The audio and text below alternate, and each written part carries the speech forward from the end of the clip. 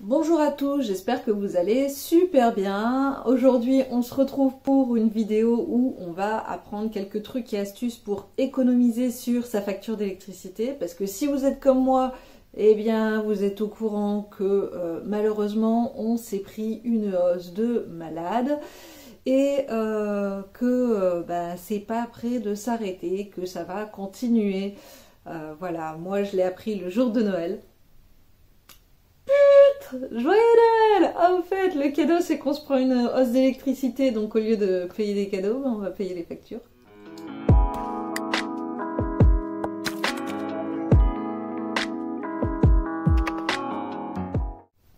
Alors, je n'ai pas fait de vidéo la semaine dernière. Je sais que certains d'entre vous m'ont posé la question pourquoi il n'y avait pas de vidéo. Alors tout va bien, hein. Je suis pas coincée dans un trou, je suis pas séquestrée.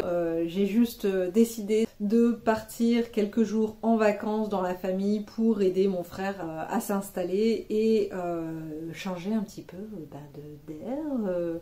Voilà, c'est pas que l'air parisien est pollué, non. C'est juste que l'air de la montagne, c'est pas mal non plus. Abonnez-vous s'il vous plaît. Ça fait un peu Calimero, mais bon, voilà.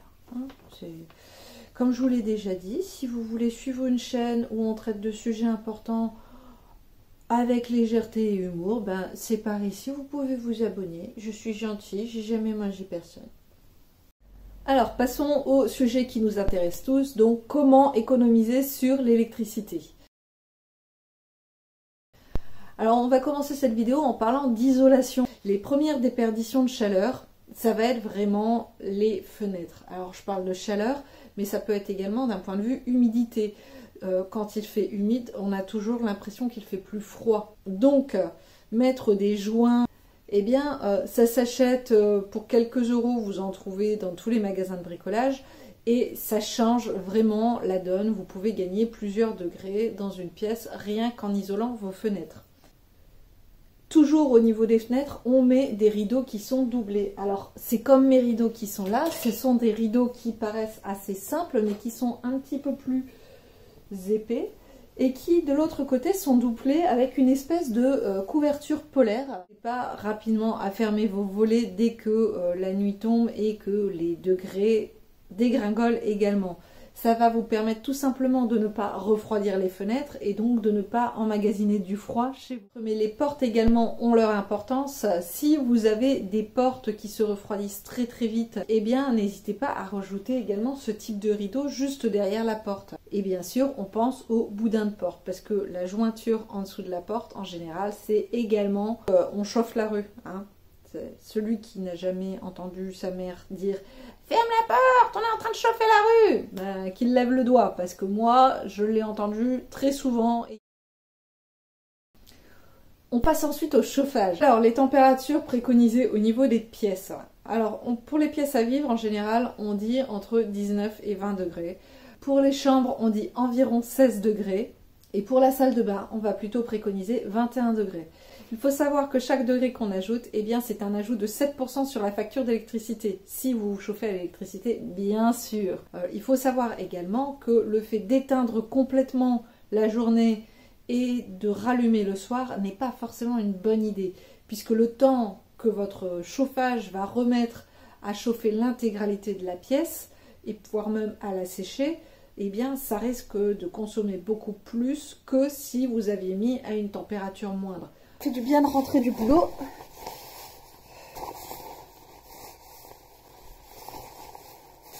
Vous voulez manger quoi ce soir?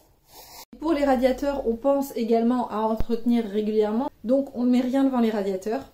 On les dépoussière souvent. Et surtout, la bêtise à ne jamais faire, parce que je l'ai déjà faite et donc je sais que c'est vraiment une grosse connerie. On ne peint pas ces radiateurs. On ne met pas, voilà, il est vieux, il est jaune, il est moche. Eh bien, tu le peins pas ton radiateur parce que c'est vraiment la pire des conneries à faire. Tu ne fais pas ça. Tu oublies, tu le laisses jeune et vieux. Voilà. Autre astuce, mais non des moindres, souvent quand on a un ballon d'eau chaude ou un cumulus, on a tendance à le reléguer au garage. Si on le relègue au garage, le garage qui n'est pas chauffé en général, eh bien il va avoir tendance à chauffer encore plus pour garder l'eau chaude, et puis parce que la température de la pièce elle est gla quoi, hein, elle est étoile des neiges.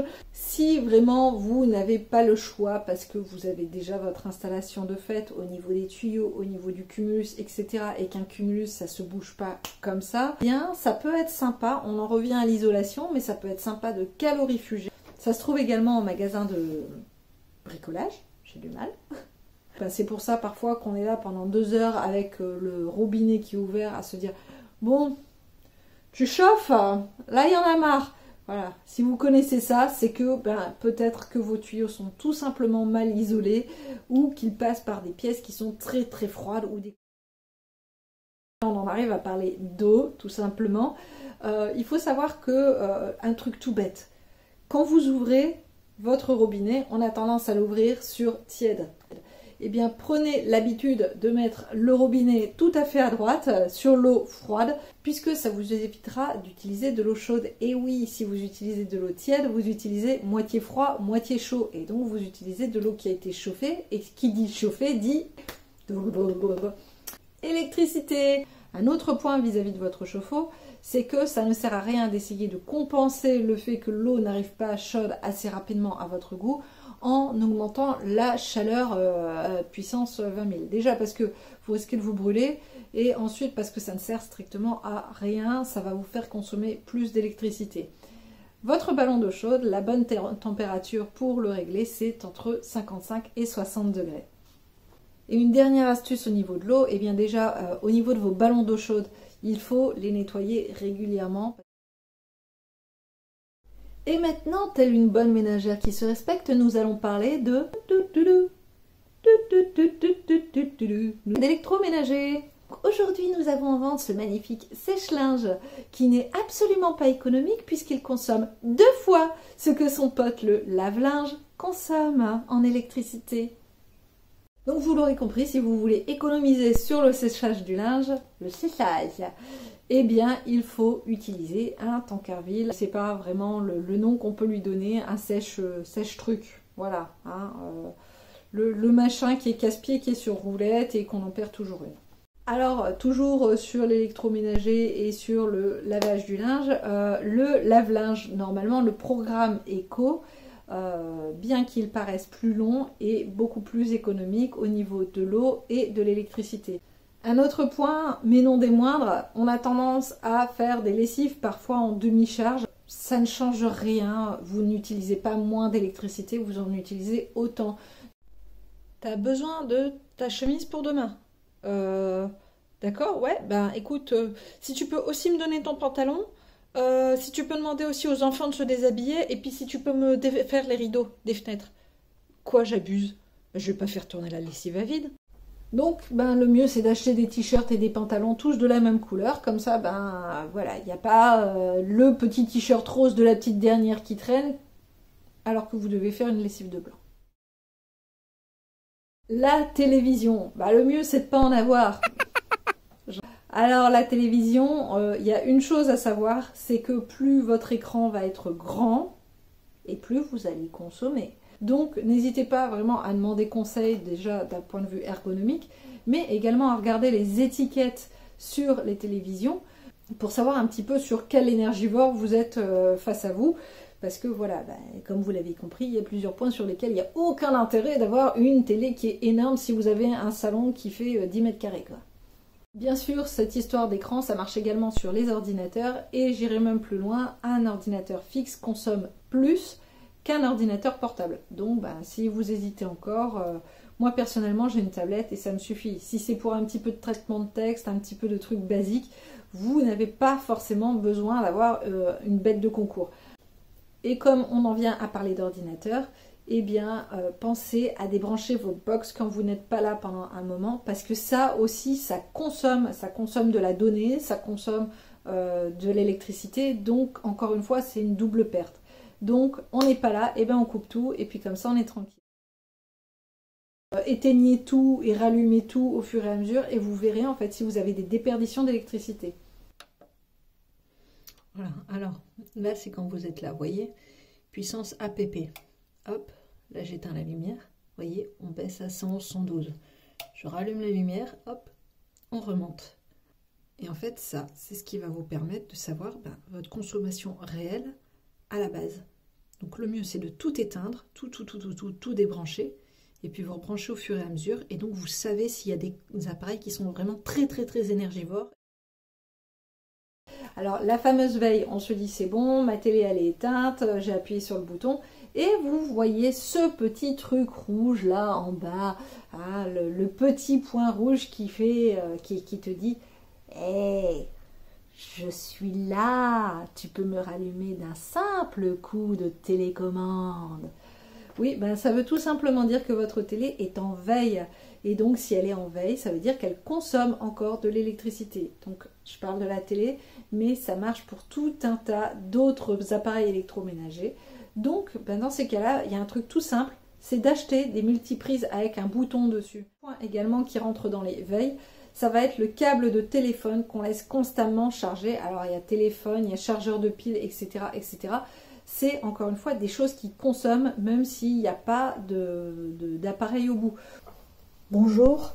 Bienvenue. Merci de m'accueillir au débrancheur anonyme. Parle, on t'écoute. Oui, donc voilà, ça fait maintenant 10 ans que j'ai un téléphone et ça fait 10 ans que je ne débranche pas mon câble. Ensemble, on va y arriver. Le réfrigérateur. Cet ustensile magnifique, né dans les années 1900, je ne sais combien, pour simplifier la conservation dans les foyers. Le frigo, si vous le mettez à côté d'un radiateur, à côté d'un four, à côté d'une source de chaleur ou en plein soleil, eh bien déjà, il faut savoir qu'il va consommer beaucoup plus. Donc le frigo, limite, dans le garage, il sera beaucoup mieux que à côté du radiateur dans la cuisine. Ensuite, il y a d'autres petites choses à savoir, c'est que les grilles derrière le frigo, ça se nettoie, donc n'hésitez pas de temps en temps à bouger votre frigo, à lui laisser son espace vital au niveau de ses grilles de ventilation. Dites avec moi, petit frigo. Et à l'intérieur, la partie congélateur, on la dégivre. Si vous n'avez pas un congélateur qui s'auto-dégivre. Petite astuce, mais non des moindres, quand vous avez un plat à décongeler, préparez-vous à l'avance à le décongeler et vous le laissez décongeler dans votre frigo. Déjà, niveau prolifération de toutes les petites bactéries, etc., c'est beaucoup mieux parce que c'est beaucoup plus maîtrisé que sur le plan de travail à l'air libre. Et ensuite, si vous avez un chat ou un chien, ça évite tout simplement de voir disparaître votre repas dans la gamelle de votre super compagnon à quatre pattes. Et ensuite, le dernier point, et surtout c'est ce qui nous intéresse dans cette vidéo, c'est que ça va redistribuer sa fraîcheur. Si vous êtes comme moi, vous avez un four qui fonctionne à l'électricité et une plaque qui fonctionne à l'électricité. Donc, qu'est-ce qu'on va faire? Tout simplement, déjà, quand on va cuire des pâtes, une sauce, etc., on va avoir tendance à couvrir sa casserole. C'est comme toi quand tu mets un chapeau, finalement, la chaleur part par le haut. Si tu mets un chapeau, tu gardes un petit peu plus facilement la chaleur à l'intérieur.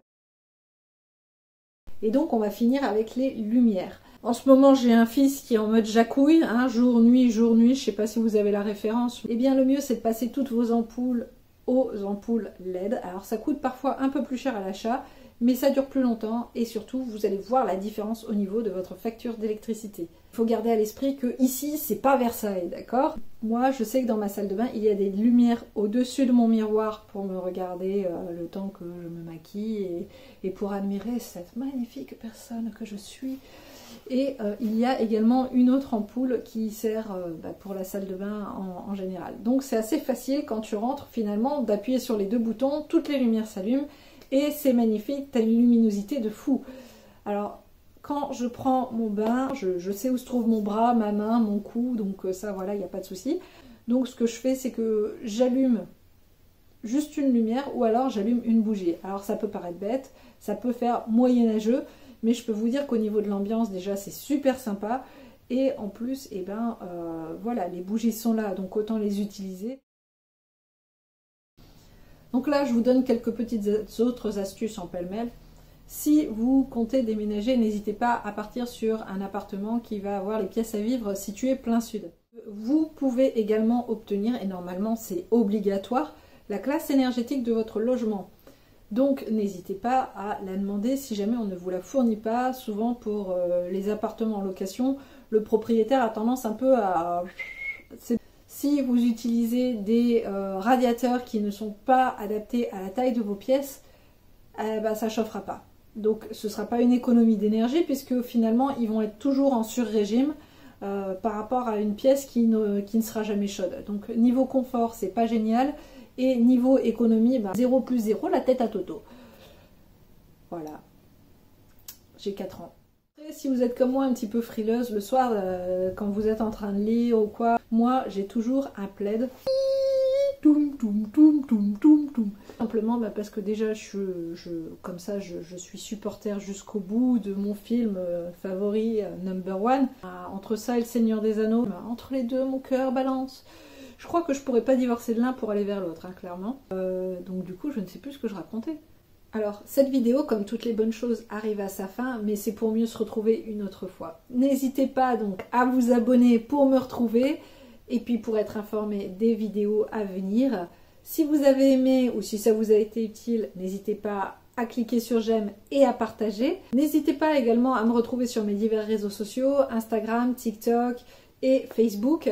Si vous avez des questions, n'hésitez pas à les poser ou d'autres astuces à partager, et bien pareil, en commentaire, impeccable, comme ça on peut tous en profiter. Je vous souhaite de belles économies sans trop avoir à se prendre la tête parce que l'essentiel c'est également de ne pas se rajouter de charge mentale inutile. Je vous souhaite une excellente journée, prenez soin de vous.